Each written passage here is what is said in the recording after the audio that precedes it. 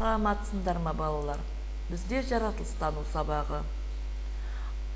Бөлімі адам, сабақтың тақырыбы қозғалыс сыры. Бүгінгі сабақтың мақсаты бұлшықет туралы білесің, адамның қалай қозғалатынын түсінетін боласың. Ол үшін балалар, біз адамның қаңқасы туралы өткен тақырыпты еске түсіріп алайық. Қаңқаның негізгі бөлшектерін атап есімізге түсіріп өтейік. Қаңқа бас сүйектен, омыртқадан, қабырғалардан, қол сүйектерден және аяқ сүйектерден тұрады.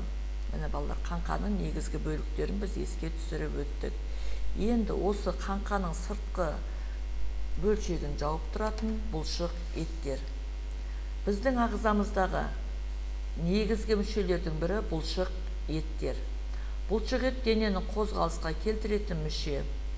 Оның негізін бұлшық ет талшықтары құрайды. Адам денесінде 400-ден астам бұлшық ет бар. Олар дене салмағының 40%-дан астамын құрайды.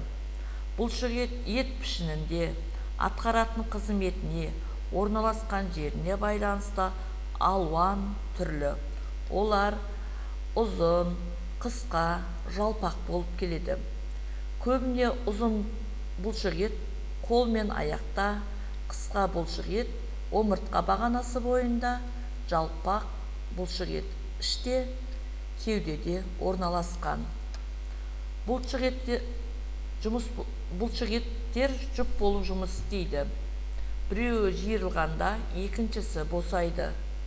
Шаршамай жұмыс істеу үшін бұлшық еттерге кезекпен күш түсіру керек. Мына балалар көріп тұрсыңдар, мысалы жүгіруде аяқтар кезек-кезек, сонда бұлшық еттерге кезектесіп күш түседі екен.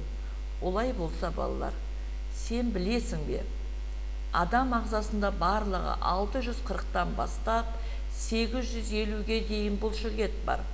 Адам жай жүргеннің өзінде 200 бұлшық ет қимылдайды. Адамның ең төзімді бұлшық еті жүрек, ең қысқасы үзеңгі, ол құлақтағы дабыл жарғағын қатайтады. Бір қызығы, жүрек пен жалпы бұлшық етке пайдалы өнім ащы шоколад. Олай болса балалар, тапсырманы орындайық. Бұлшық ет қандай қызмет атқарады? Ескендір кітаптар салынған сөмкені бір қолымен жоғары көтерді. Екінші қолымен білектің жоғарғы жағындағы бұлшық етті ұстап көрді. Ол қандай өзгерісті байқады? Яғни бұлшық ет не жиырылады, не босаңсыды. Жүк көтерген қолды түсірді. Бұлшық етте қандай өзгеріс болды? Бұлшық ет не жиырылды, не босаңсыды. Қаны бұлшық еттің қызметін түсіндіре аламыз ба? Яғни осы сәтте бұлшық ет жиырылады екенде, ал қолды түсірген кезде бұлшық ет босаңсиды екен. Бұдан келетін қорытынды, бұлшық еттер бірде жиырылып, бірде босап, кезек жұмыс істейді. Соның арқасында дене қозғалысқа келеді. Балалар, тағы да бір қайталап алайықшы. Бұлшық еттер бірде жиырылып, бірде босап, кезек жұмыс істейді. Соның арқасында дене қозғалысқа келеді екен. Балалар, мынау жазылған қосымша мәліметтерді де есімізде сақтай жүрейік. Жарыстардан, жаттығулардан кейін спортшылар терең дем алу қажеттілігін сезінеді.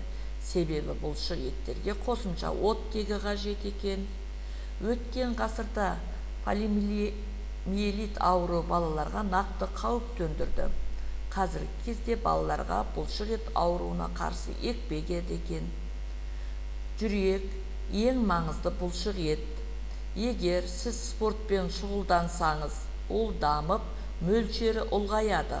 Осылайша қан айналымын жақсартады.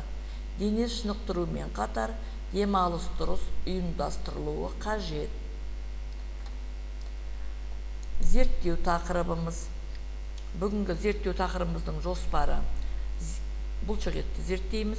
Ондағы зерттеу жоспары керекті заттарды дайындау, бұлшық еттің жұмыс істеуін анықтау, бақылау, қорытынды жасау.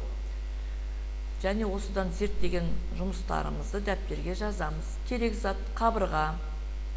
Сұрақ: бұлшық еттер қалай жұмыс істейді? Міне бұлар қабырға. Міне осы жерде сендер бұлшық еттің қалай жұмыс істейтінін анықтайтын боласыңдар. Зерттеп бақылаймыз. Бұлшық ет туралы не білесің? Дұрыс жауапты белгіле. Бұлшық ет денені қозғалысқа келтіретін мүше. Олардың көмегімен біз түрлі қимыл қозғалыс жасаймыз. Бұлшық еттер тек жиырылады. Ең кішкентай бұлшық ет құлақтың ішінде емес, сыртында болады. Қана дұрыс жауапты плюс белгісімен белгілейтін боламыз. Тағы бір рет оқып аламыз да дұрыс жауапты белгілейміз. Тамаша балалар. Бұлшық ет денені қозғалысқа келтіретін мүше екен, және олардың көмегімен біз түрлі қимыл қозғалыс жасай алады екен біз. Яғни қорыта келгенде бүгінгі сабақта біз бұлшық ет туралы білдік, адамның қалай қозғалатынын түсіндік, құрылған жоспарға сәйкес қорытынды жасай алдыңдар. Бүгінгі сабаққа кері байланыс. Сабақты өте жақсы түсіндім, қызықты болды. Сабақты жақсы түсіндім. Тақырып бойынша әлі ізденуім керек деген қорытынды бағалауға келдік. Рахмет балалар, сау болыңдар.